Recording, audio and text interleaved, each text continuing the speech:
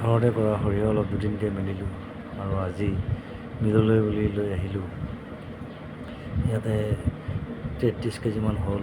এই বস্তাটোতে আছিলে সৰিয়হ কি ভাগ কৰি লৈছে আৰু এনেধৰণে তেল সৰিয়হ বেৰি আছে। এই তলে চাইডে তেল ওলাই আছে, চাওকচোন কিদৰে তেল ওলাই আছে।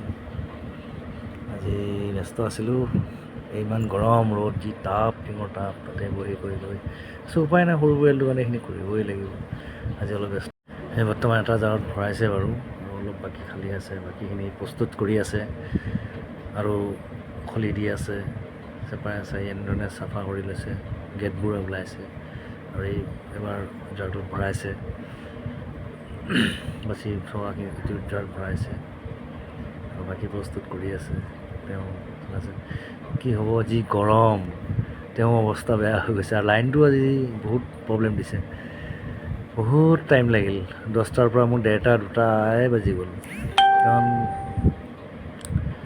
কাৰেণ্টটোৱে বহুত হেৰি কৰিছে যে। অতিমধ্যে আমাৰ হৈছে আৰু সম্পূৰ্ণখিনি ভয়ংকৰৱৰ্তী। মানুহজনী পূৰা আইডিয়া আছে।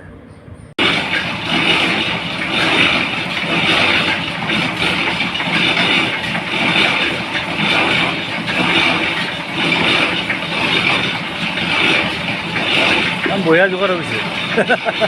মানুহজনী আইডিয়া আছে, মানুহজনী আইডিয়া আছে, সেইকাৰণে হৈ যাব যা বুলি কৈছে মোক। হৈ গ'ল 33.5 কেজি হৈছিলে সৰিয়হ, ওলাইছে কিমানমান হ'ব, 15 লিটাৰমান ওলাইছে। চাইকেলত আমি যাম আৰু চাইকেলত যাব ওলাইছে। ৰ'দ আহি আছোঁ সৰিয়হ কৰি ৰ'দ। মানুহজনীয়ে কি বিচাৰি আছে? মই গৈছোঁ মিললৈ, তই কচুলতি বিচাৰি আছোঁ। হ'ব।